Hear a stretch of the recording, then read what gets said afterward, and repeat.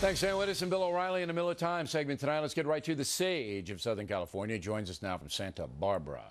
So, my interview with Colin Powell last night, lots of people watched it. Posted on BillO'Reilly.com and FoxNews.com. In case you missed it, you can check it out there. And what did you think, Miller? Billy, I missed it, but I read the transcript today, and it sounded like you were spunky, baby, so good for you. Let me say this about Colin Powell. And first, I'll introduce race into the thing.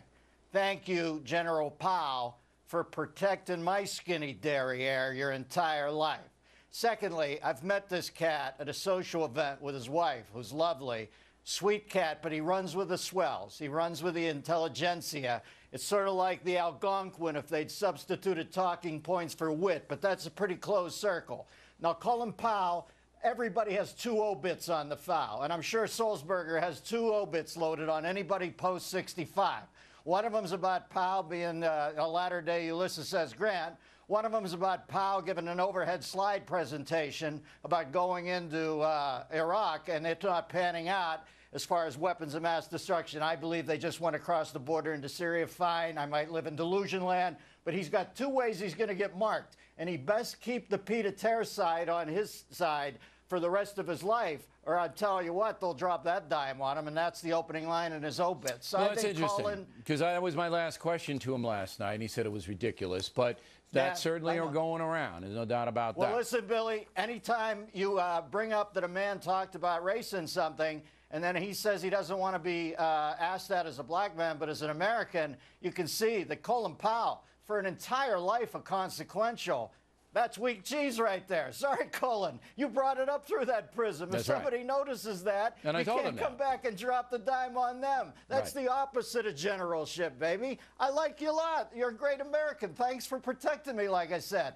That's crap when you do that, though. All right.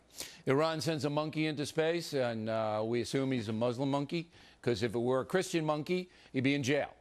And you say?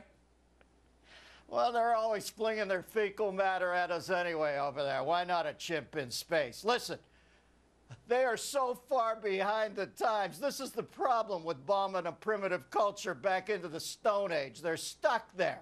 I have a friend who works at a realtor over there for Century 4. What are they going to come up with next? Danger Will Robinson next year? Listen, you see these parades in Mosul and Tikrit, these maniacs crowd surfing coffins down the May Drag in the middle of the afternoon? Does it look like space travel's a big deal to them? Trust me, the Muslim... They want to colonize, though. They want jihad on the moon.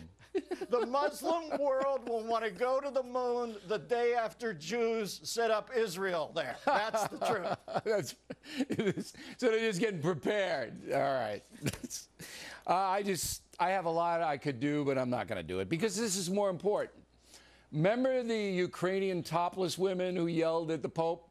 Remember? Is she the woman who taught you grammar and that on your show? That chick? No, that wasn't her. Different. All right, about a week or two ago, these three women, they yell at the Pope and they take their shirt off in St. Peter's Square and they cops arrest them, and we said nothing going to happen to them. Well, they show up in Davos, Switzerland, topless again. And you know what comes to mind? Frostbite. This is cold. Billy, look at those stalactites or stalagmites. I forget the ones that hang from the roof of the cave. Listen. Look at that. That's climate change. It's causing blurring breasts all over the planet. That's what's happening. This is, Al Gore predicted this. Blurry breast. It's finally happened. Thank God Sandra Fluke spared us this. Thank God Sandra Fluke spared us this. Now, the reason they're there is because they think corporations are bad and all the corporate big shots are in Davos.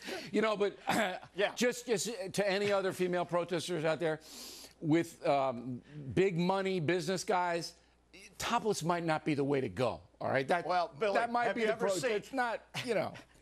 Have you ever seen more Swiss cops want to come down on one side of things in your life? They were doubling out like maniacs. I worked for free. There was a lot of yodeling going on. That's all I know. All right, and a lot of echoing coming back. Julie Andrews would have been appalled if she had been there. Yes, she would have. All right. Yeah, Harris poll on best personalities. We got a minute. Number one, Ellen DeGeneres, most popular personalities on TV. Harmon 2, Stewart 3, Leno, guy named Jim Parsons on a Big Bang Theory. O'Reilly, number 6. And 7 is Jon Stewart. Look at you. No, Stewart's 3. No, Stewart's 3. Number 7's Anderson. Look at you, Billy. Tucked in there, real cozy like between Parsons and Anderson. What's that feel like? Well, that doesn't sound good. I meant as far as polling. Well, that doesn't sound good. Listen, I have no control, Miller. You're in 6th there, Billy, but it's the Harris poll. Harris is the Gallup as Roebuck was to Sears, all right? Get on the Gallup poll. We'll talk next year. You know what, by the way? I finished 1,632, right behind Gary Coleman, who's passed. Right, Miller wasn't.